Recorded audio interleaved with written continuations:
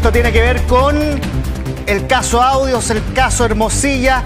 La Corte de Apelaciones mantiene la prisión preventiva para el abogado Luis Hermosilla. Esto en el marco del caso Audios. Había sido una jornada de alegatos al interior del Palacio de Tribunales. Se confirma la prisión preventiva, se mantiene la medida cautelar más gravosa en el marco de esta investigación para Luis Hermosilla.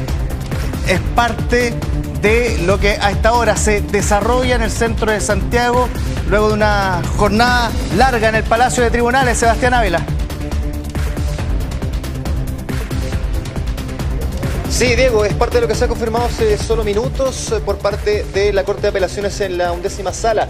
Es la confirmación de las medidas cautelares de prisión preventiva tanto para Leonardo Villalobos como también para Luis Hermosilla. Voy a moverme de mi plano, Diego, porque ahora se acerca precisamente el abogado Juan Pablo Hermosilla, que nos va a entregar su parecer al respecto de lo que ha sido esta decisión que se ha tomado particularmente por la Corte, que da por acreditada, como dice, las letras A y B. La Comisión de los Delitos devela una sofisticación en la ejecución del mismo. Se confirma la necesidad de cautela para ambos imputados. Vamos a ver si ya podemos preguntarle al abogado Juan Pablo Hermosilla. ¿Cómo está? Muy buenas tardes. Si nos puede contar, vamos a hacer un balance respecto a esta extensa jornada que de alguna manera termina con la confirmación de estas medidas cautelares más gravosas. Sí, bueno, una derrota completa para nosotros.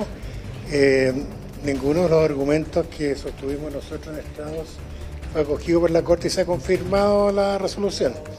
Estas son parte de las reglas del juego y nosotros intervendremos activamente en el proceso de investigación ahora y de nuevo más adelante, cuando corresponda, volveremos a solicitar ¿no es cierto?, la libertad provisional. Así que esa es la situación, porque creo que ninguno de los argumentos que nosotros planteamos fue considerado por la Corte y eso es lo que vale.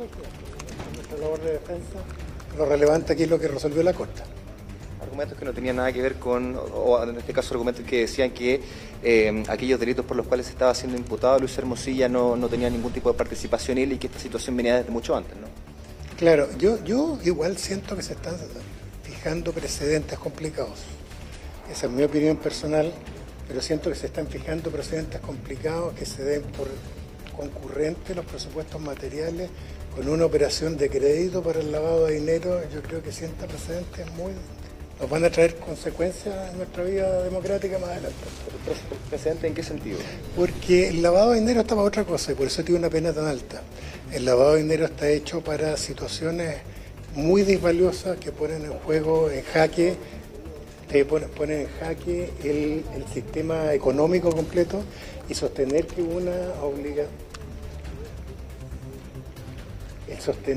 que estas operaciones de crédito que él tenía con este factoring ponían en juego el sistema económico chileno. Lo hallo difícil, pero esa es mi opinión. Aquí lo que vale hoy día es lo que dice la Corte y no me hallo la razón. Juan Pablo, quería preguntarle también por una situación que se da en el Congreso y que tiene que ver con una declaración por parte de uno de los diputados que califican de chantaje la estrategia que usted reveló durante esta jornada de develar estos mensajes que forman parte de estas páginas de las conversaciones de Hermosilla. Sí, yo creo que eso es bastante extraño, lo he escuchado varias veces también.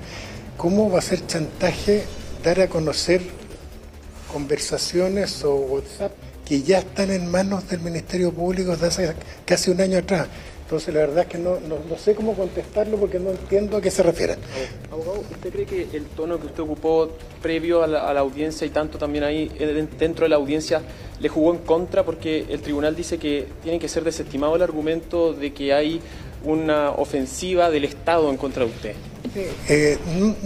Bueno, nunca es el mejor autocrítico en estas cosas, pero uno tiene que defender los principios muy firmes. Yo puedo estar equivocado, no, en mi opinión nomás, pero yo cuando trato de defender los principios y creo que en esta causa se están infringiendo los principios, lo voy a hacer en forma vehemente. Lo he hecho toda mi vida, esta no es la única causa en que lo he hecho en forma vehemente, lo voy a hacer siempre. Y esa es mi labor de abogado. Mi labor de abogado no es ser juez. Los que determinan las resoluciones judiciales son los jueces. Yo cumplo con defender los principios y defender lo que ustedes han escuchado que defiendo y el resto ya no depende de mí. Pues eso ya claramente la Corte no nos halló la razón a nosotros en nuestra argumentación. También de los chats respecto a la modalidad se habló de jueces, de ministros, se va a ver la autoridad correspondiente. ¿Se ha pensado en incluir también a periodistas en ese registro? Buena pregunta, no lo sé, no lo he pensado. Eso no, me sorprende un poco la pregunta, pero no lo sé.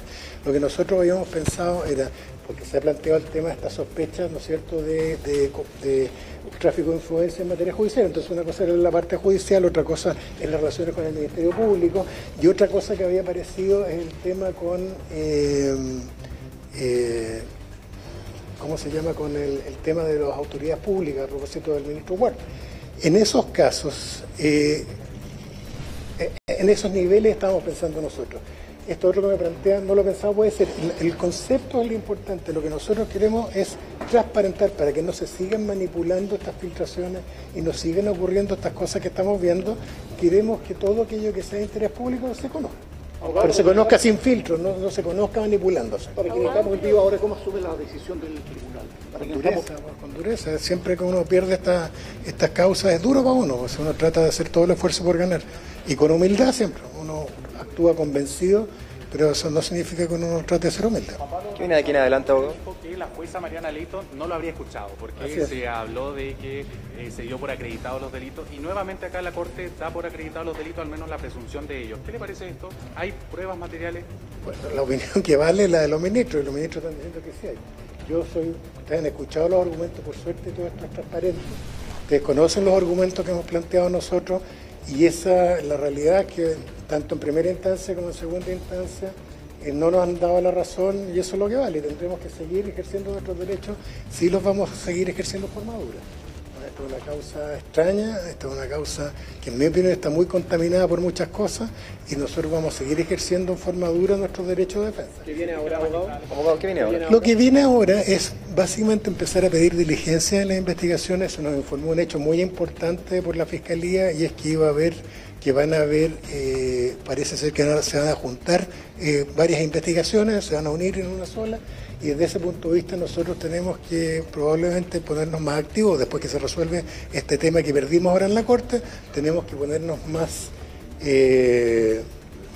proactivos y pedir diligencias, peritajes, etcétera, y en el momento oportuno pedir de nuevo la libertad y seguir peleando porque él está en libertad. Abogado, queda la duda igual de qué manera estos filtros que usted va a hacer para dar a conocer a la opinión pública, pero de qué manera va a cambiar eso a la tesis de la Fiscalía.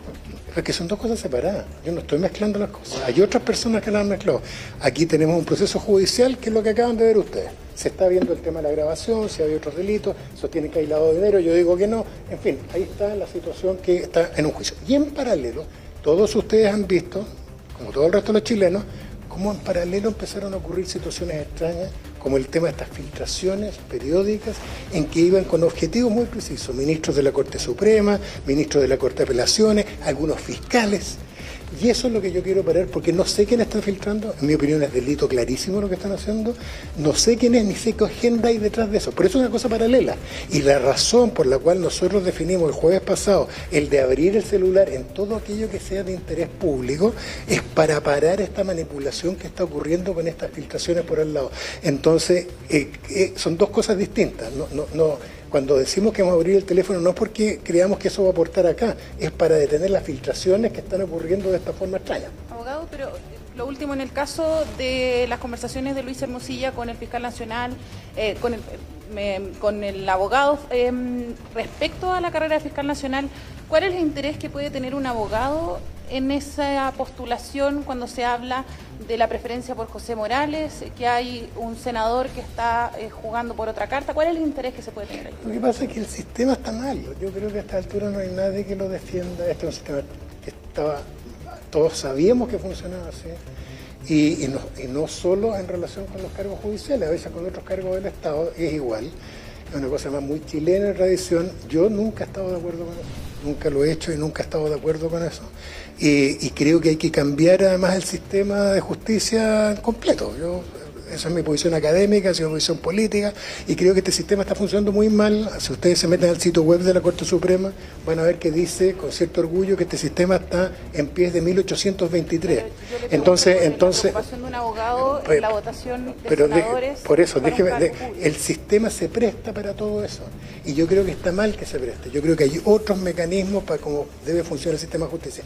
Pero hoy día una cosa, es una discusión más política, distinta. Hoy día vinimos a alegar nosotros esta apelación, perdimos, no nos dieron ningún punto, fue un voto unánime, y sencillamente nosotros tenemos que adaptarnos a esta realidad judicial. Nosotros nos vamos a someter a las reglas, aunque seamos críticos del sistema, y ahora tendremos que pedir diligencia y hacer las cosas que sean necesarias para seguir. Y yo creo que ya es suficiente para que pueda hablar el resto de los intervinientes. ¿Ah? Bueno, hay entonces las palabras del abogado Juan Pablo Hermosilla. Diego, una serie de declaraciones que se van a dar en los próximos minutos, entre ellos también abogados querellantes también, que se acercan para dar la declaración, dar un balance respecto a toda esta jornada que se ha vivido, por lo demás bastante extensa. Hay que recordar que esto inicia eso de las 9 de la mañana. Empecemos a escuchar. Los que están presentes, se hicieron todas las argumentaciones y la resolución de la Corte es categórica, es unánime, concluyente. Entiendo que la defensa ha reconocido que no se le concedió ninguno de los puntos que levantó en la alegación. Por lo tanto, nosotros estamos conformes con el trabajo que hemos desarrollado. Y por cierto que es un reconocimiento, advertir que hoy día tenemos la cuarta manifestación del Poder Judicial, porque son 3 ministros que de manera unánime han confirmado la prisión preventiva, más la resolución de garantía. Ha pasado esta causa respecto de la prisión preventiva por 4 valoraciones distintas, y las 4 unánimemente han señalado que efectivamente procede a aplicar la prisión preventiva por todos los argumentos que ya conocemos: gravedad del delito, el número de los delitos, los bienes jurídicos afectados, etc. Abogado, aquí usted también decía en la parte de las réplicas, insistía en que se confundió un poco el relato del abogado Juan Pablo Hermosilla como su representante, como el representante de Luis Hermosilla y como su hermano. Efectivamente, pues si uno observa las declaraciones que hace el abogado Juan Pablo Hermosilla, uno entiende que hay un contenido emotivo natural, por cierto, porque está defendiendo a su hermano, pero que lleva a una reflexión en cuanto a que el abogado tiene que tener siempre una distancia respecto de los hechos que le permitan hacer un análisis jurídico objetivo y que pueda entregar las mejores herramientas en defensa de su causa. En este contexto, uno no sabe cuándo habla el hermano de Luis Hermosilla o cuándo habla el abogado de Luis Hermosilla. Hay una confusión del punto de vista de la emoción que está justamente generando que de repente se emplee un lenguaje que está sobreexagerado respecto de los comentarios, y también de manera absolutamente infundada respecto de algunos cargos en que se hacen, por ejemplo, de por qué está presente el Consejo de Defensa del Estado y el Servicio de Impuestos Internos. Bueno, está presente porque los sujetos han cometido delitos que activan la justamente participación de esos estamentos. Entonces no es un problema de que exista una suerte de persecución personal, sino que son ellos mismos los que tienen que asumir la responsabilidad que cuando cometen esta multiplicidad de delitos, efectivamente van a operar todos los organismos, porque estamos frente a un Estado de Derecho. El Consejo de Defensa del Estado no va a dejar nunca de cumplir con su misión. ¿Qué le parecen los argumentos que dio el abogado Juan Pablo Letelier para anunciar que en las próximas semanas van a dar a conocer los chats de Luis Hermosilla con ministros, jueces y fiscales? Entiendo que hay un error porque no es Letelier, entiendo que es Hermosilla. ¿Qué dije yo? Juan Pablo. Sí, usted dijo Letelier, sí, Hermosilla. Lo señalé yo en la audiencia porque hoy día ya entre los medios de prensa circuló esa noticia que me parece complicada. ¿Por qué me parece complicada? Porque es una referencia que se está haciendo respecto de elementos que son propios de una investigación penal, no para ser conocido por los medios de prensa. Me parece que implica una suerte de amenaza velada respecto de lo que dicen esos comentarios y esa noticia, y por lo tanto yo soy crítico respecto de que los abogados llevemos ese tipo de argumentaciones al lugar que no corresponde, que no es los tribunales de justicia, sino que a través de los medios de prensa, y por ende encuentro que no corresponden y son improcedentes. Muchas gracias. Bueno, ahí entonces escuchamos al abogado querellante del Consejo de Defensa del Estado, Daniel Martorell. Diego, parte de las declaraciones que se han dado durante esta jornada. Vamos a quedar muy atentos porque ya en los próximos minutos, el próximo segundo ya debería acercarse la fiscal Pamela Valdés de la Fiscalía Metropolitana Oriente para poder entregarnos también su balance al respecto de esta audiencia, Diego, que bueno, lo decíamos, inicia eso de las 9 de la mañana con una serie de intervenciones por parte de los abogados de Leonardo Villalobos, también por parte del abogado Juan Pablo Hermosilla, y de hecho quien se iba a acercar y quien se va a acercar de hecho es precisamente la abogada de Leonardo Villalobos, Alejandra Borda, que está acá para entregarnos también su parecer al respecto de lo que ha sido esta jornada. Abogada, muy buenas tardes. Abogada, si nos pudiera contar un poquito su opinión respecto de lo que fue esta audiencia. Bueno, muy buenas tardes. Evidentemente nosotros no estamos conformes con el fallo dictado por la Corte. Sí creemos que se mencionó algo que para nosotros es importante, que efectivamente se reconoce la situación de las diferencias respecto de la posición que tienen las cárceles para hombres y para mujeres respecto de delitos económicos. La indicación o la instrucción que va a dar la Corte a Gendarmería es que se garantice su seguridad, situación que nosotros nunca cuestionamos hasta la fecha. Esto abre necesariamente la necesidad de debatir las condiciones a las que hombres y mujeres están sometidos en este país, sobre todo frente al sistema penitenciario. Creemos que si bien es un revés importante, vamos a seguir luchando por esto. Tenemos aquí dos flancos importantes. Uno es seguir cooperando con la investigación. Pretendemos de todas las maneras posibles el poder acreditar lo que ha sido nuestra línea desde un principio. Y por otro lado, la Corte nos señaló que esta no era la instancia para discutir, si bien existían efectivamente diferencias entre el trato que recibe una mujer y un hombre en la misma condición. Esta no es la instancia. Por lo tanto, tendremos que abocarnos al estudio y determinación de cuál es la instancia correcta y presentar las acciones que correspondan. Abogada, ¿cree usted que estas garantías de seguridad de las que se hablaron durante esta jornada son suficientes para ustedes y particularmente para Leonardo Villalobos? Nosotros no hemos cuestionado la seguridad. Gendarmería ha tenido el trato adecuado, no se han hecho diferencias. Lo que nosotros hemos sostenido es que aquí hay una situación de desigualdad y de vulneración de derechos. Claramente hay una situación de desigualdad. Se ha reafirmado tanto por Gendarmería como por la misma Corte que efectivamente es una problemática. Se nos señaló que es el sistema carcelario o penitenciario el que no está en condiciones de ofrecer situaciones igualitarias. Nosotros considerábamos que precisamente el Poder Judicial era el llamado a restablecer el imperio del derecho y a poner término a esta situación de desigualdad. Ante esta resolución nos damos cuenta que tenemos que seguir explorando caminos para hacer que finalmente se escuche este reclamo que es significativo. No es una situación que solamente afecte a María Leonardo Villalobos, sino que a cualquier mujer vinculada en este país a delitos económicos de baja peligrosidad. Todas las mujeres en este país están sometidas a la misma situación. No tienen una cárcel en condiciones igualitarias a las que tienen los hombres vinculados a delitos económicos de baja peligrosidad. Y esa es una lucha que vamos a seguir dando hasta que el sistema nos responda y nos dé la solución que corresponde. O todos en una cárcel común o buscamos una manera de que se respeten y se garanticen sus derechos fundamentales. Abogada, ¿en qué condiciones está Leonardo Villalobos? ¿Si puede describir lo que ha hablado con ella, cómo ha pasado las noches? Ella está en las mismas condiciones que está cualquier interna en Chile, en una cárcel común, en una cárcel que tiene clasificaciones internas según tipo de delito, peligrosidad, etcétera, que tienen que ver con los reglamentos internos de Gendarmería. Pero no tiene ningún privilegio respecto del resto de las internas, tampoco tiene ningún tipo de beneficio adicional y tampoco tiene ningún tipo de protección especial, considerando que es un delito considerado por el sistema de baja peligrosidad. ¿Con quiénes, por ejemplo, comparte celda? También se hablaba de que había una sola ducha con agua fría, si también tiene detalles.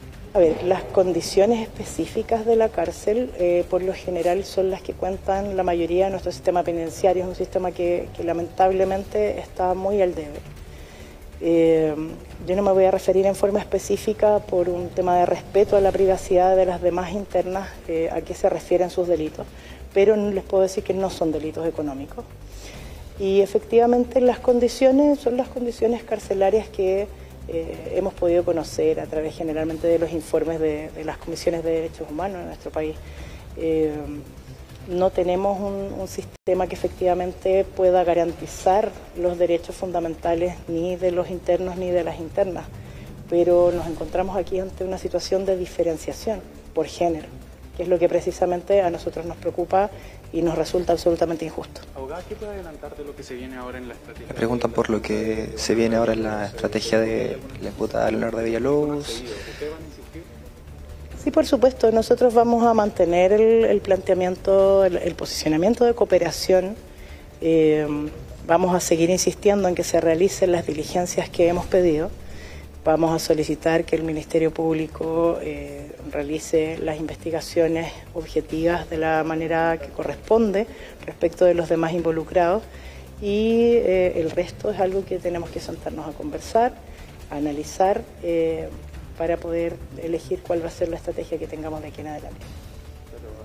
Las palabras de la abogada Alejandra Borda, representante de Leonarda Villalobos, y lo que nos queda hasta el momento es precisamente la fiscal Pamela Valdés, que nos va a entregar también su balance respecto a esta jornada. Fiscal, ¿cómo está? Muy buenas tardes. Preguntarle primero que todo por el resultado de esta audiencia de apelación. Más adelante, ya. ¿Así? ¿Ahí? ¿Está bien? Ahí está bien. Ya, perfecto. Estamos muy contentos con el resultado. La verdad es que la Corte resolvió, escuchando latamente a los intervinientes, una jornada que hoy comenzó un poco antes de las 9 de la mañana. Y la verdad es que se escuchó a las defensas que dieran todos sus planteamientos sin límite de tiempo, que eso hay que señalarlo. Y la verdad es que lo que plantearon no pudo en este caso desvirtuar la resolución y los antecedentes expuestos en la audiencia de formalización por el Ministerio Público, por el Consejo de Defensa, por el Servicio de Impuesto Interno. Por lo tanto, ahora tenemos un fallo de 9 páginas de la Corte en la cual dan por acreditadas las letras A y B del artículo 140 del Código Procesal Penal, y en cuanto a la necesidad de cautela, señalaron que los imputados resultan ser peligrosos para la seguridad de la sociedad y en este caso utilizan una palabra que señalan por la sofisticación, sofisticado, perdón, estoy hablando de las 9 de la mañana, así que estoy un poco cansada, por lo sofisticado del delito. Primera vez que tengo un alegato tan largo, la verdad. Las réplicas también fueron largas, no hubo límite de tiempo, pero estamos muy contentos porque en el fondo el esfuerzo, el trabajo de estos 9 meses, el trabajo en equipo que quiero resaltar, acá no hay un protagonismo, acá no existe, y lo señalé en mi alegato, acá no hay una persecución, no es en el fondo no es personal esto no es contra Luis Hermosilla o contra Leonarda Villalobos. Esto es derecho penal de actos, y estos actos son actos que para nosotros revisten de mucha gravedad porque es corrupción. Acá pudimos ver, en este caso, por la resolución de la Corte, que recoge estos argumentos de la corrupción, la probidad, que deben ser sancionados y, por supuesto, en este caso, la medida cautelar de prisión preventiva es la adecuada para los fines de este procedimiento. Quiero también, por supuesto, agradecer el apoyo de la Fiscalía Nacional, en este caso, que nos ha dotado de recursos para poder avanzar rápidamente en esta investigación, y el Servicio de Impuesto Interno y la Contraloría, quienes también nos han proporcionado, en este caso, funcionarios, y por supuesto la unidad de la Fiscalía encabezada por Eugenio Campos, que nos ha ayudado en todo momento. ¿Qué les parece este mecanismo que fue dado a conocer por el abogado Juan Pablo Hermosilla a raíz de estas listas que van a salir respecto a estas conversaciones de su celular? ¿Creen que es algo que debería realizarse, que quizás es una situación que podría incluso incurrir en algún delito?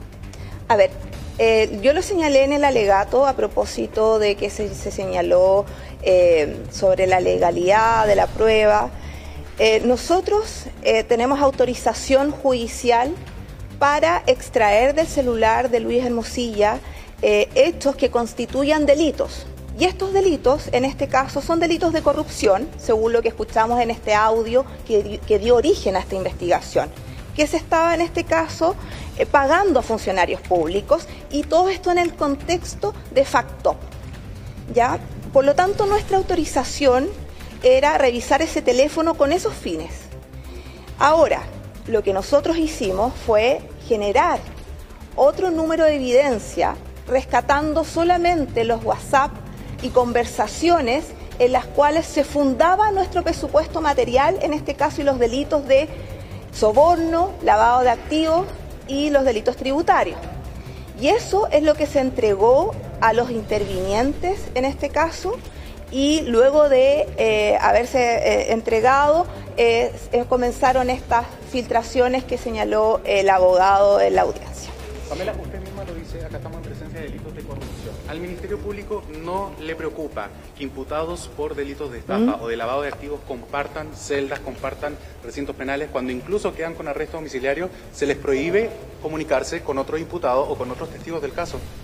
Sí, la verdad es que en este caso es complejo, porque tal como lo señaló la magistrada en su resolución, esto es un tema que resuelve Gendarmería. Gendarmería es acá el encargado de ver qué cárcel, si cuenta con la capacidad. Hay un tema de seguridad, por supuesto, de clasificación de delitos, y por lo tanto eso escapa ya de nuestras posibilidades, en este caso de nuestros temas que vemos como Ministerio Público. Es un tema de Gendarmería, pero sí, efectivamente es complejo que estén todos los imputados juntos, digamos, en un mismo lugar. Pero como les señalo, es un derecho que está establecido, así lo establece Gendarmería, que existe una cárcel especial para este tipo de delitos. La verdad es que no la hemos planteado, estamos avanzando en otras aristas, en otros temas, y por ende no estamos en este momento como abocados a ese tema.